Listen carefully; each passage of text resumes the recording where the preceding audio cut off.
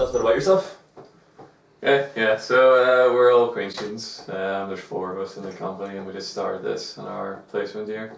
So yeah, we started the company. We want to make games, and this is one of our first games. Well, one of our bigger games. Fantastic. And then the name's Mandlebar. Where did this come from? The other 2 guys, I think they were trying to come up with like names for random Pokemon. That's just one of them. Yeah, that was it actually. We were drawing stupid Pokemon in the library one day, and I don't know, there was one. Because they were going to do it, and then I wanted to do it as well, the entrepreneurial placement. So I had this name, and I was just like, yeah, that's right. Yeah, it's a silly name that suits the games company well, so. Yeah, it's fair enough. Sticks well, it sticks in my head anyway. And then you're working on Ping right now. Yep. So can you tell us a bit more about the name Ping and why it associates with the game?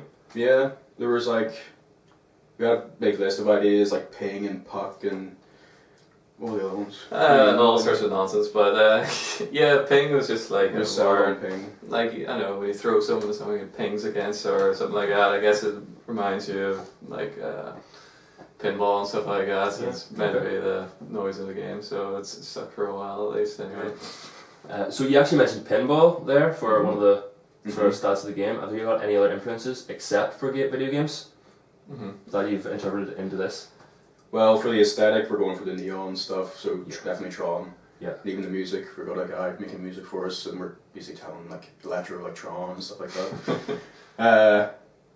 But yeah, apart from that. Yeah, well, yeah, it's really just aesthetic and stuff like that we have any like outsider games, influences and stuff like that for this game at least. Because so far it's been very much game focused, because we don't really do narrative much, but we actually have a few ideas for narratives, and we're all big Game of Thrones fans. And if you haven't got much story or narrative going on in the game, how are you going to make the players feel a sense of progression throughout the game?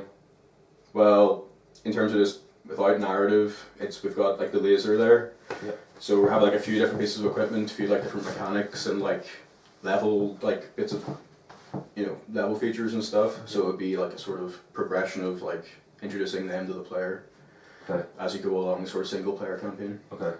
Yeah, but actually, like Stuart mentioned Game of Thrones, it's kind of weird, you don't think that's going to be part of this, but single player campaign will have a bit of a narrative. It'll mostly be kind of unspoken because we don't want to write too much actual text and stuff, but you'll have like a world map you want to go across, and there's lots. You might say like you got the arrow thing, that's going to change a little bit. There'll be other types of symbols that'll be on the pucks. Yeah, see there. Kind of belonging to houses or clans and stuff like that. So you race against. That's interesting. And then we have like sort of like a Grand Prix kind of section, like sort of. We're basically it's basically Game of Thrones, but instead of like jousts and like melee fighting and stuff, it's racing and like mini games and things. So you'd start as like a house, and you sort of spread across and try and conquer other ones. Okay. That's the plan anyway. You would not have got that from this. Yeah, we only just come up with it recently. Yeah, fair enough. Actually, that's great. You probably won't even get it from the game but it's there. Demo's been up online for a while, okay? And you said it's come on leaps and bounds since then. Yeah. What have you done in addition or improvements to the game? Yeah, so like the demo you can kind of get an idea of the mechanics and like the fun of it and stuff like that. So, but it was real early. Like I wouldn't even necessarily call it a demo. It's kind of a prototype at this point because it doesn't have too much in it. But from then it looks a lot nicer. It plays better. It works a lot better. A lot of stuff we've been doing hasn't necessarily been content. There's like sticking in new tracks and all that kind of stuff. But there's loads of features in it that will improve the game a lot. And we've got the weapons involved. We've got more AI. You can race up to 12 players and things like this, and then more mini games and tracks we put in. That sounds good. So right now we're trying to go for alpha, which we think is feature complete. So that's what we're doing right now. We're just trying to get the systems in place, and then for beta it would be all the content like new tracks and new equipment and stuff like that. Yeah, great. And when do you think these will be coming out? When do you think you'll be releasing these alphas and betas out to people who actually want to play them? So we're nearly finished with the alpha. We've got a few wee things just to like finish off system wise. So a month or two. Yeah, whether or not we'll release that to play, I don't know, because we'd like to think at this point for it to be quite nicely finished for to people play now. So the alpha we might have a lot of stuff done, but when you actually the little things about games, like say like this crap that's not quite right. You don't want to put that out yet, and there's going to be millions of those to actually get a proper finished demo out. So the alpha a month, maybe beta a few months later, and that's a kind of a lot more content, and we'll be able to basically put out a demo that's has a lot more in it instead of really that's everything we've got kind of thing. Okay, yeah, that's great. So you built this game from the ground up. Essentially, it's your child. Okay. Yep. So how are you going to take negative feedback if it arises? Honestly, negative feedback is like the only good feedback. Like, it's like positive feedback. It's like good, and it's like builds your morale, but it doesn't tell you where to go with the game. Whereas negative feedback tells you what not to do, what to improve, stuff like that. It would probably bother me. Like, if it's something I think's good, or then again someone's being annoying, or like saying that, it'll probably bother me. Yeah, when it's constructive. Feedback. Yeah.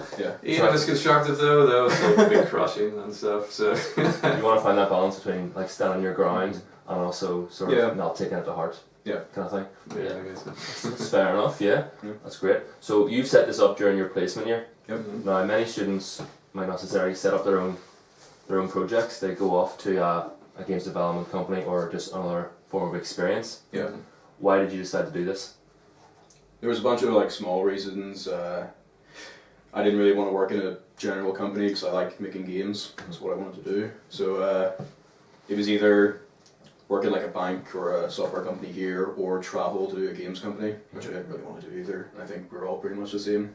Kind of, yeah, I'm slightly different. Like, I did go looking for placements, but it would only be in games companies because that's what I want to do. So there's not very many placements out there for games companies, at least in the UK. So search around, like there's tiny little bits and pieces around, but ended up this would be the only way of making games for here, and so that's what. Do you think this has given you the edge over someone who's sitting already in an established team? Well, it depends if they're, like, when we think about the guys who are in our year, only one of them, I think, is in working in a games company this year, a first placement. So, as far as I see, like games companies and like people you talk to in the industry, they kind of like to see things you've done in terms of games. Like working in a software company might not necessarily give you a leg up. That is one thing I've read. It's like if you finished a game and shipped it, then you can show that you can do that. That's like comparable to a degree even. Yeah. Some studios would consider that. Yeah. So you're hoping to release and distribute this. Mm-hmm. How are you going to be going about doing this?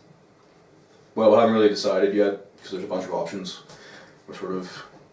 We're focusing on the game for now, but we are thinking about what we're going to do. So the way we've been doing it so far is there's a website called itch.io. Okay. And it's a distribution platform, but it's completely open. So you can put any game you want up there, no like barriers to entry, and you can set the price and lots of freedom in how to like you sell your game. Okay.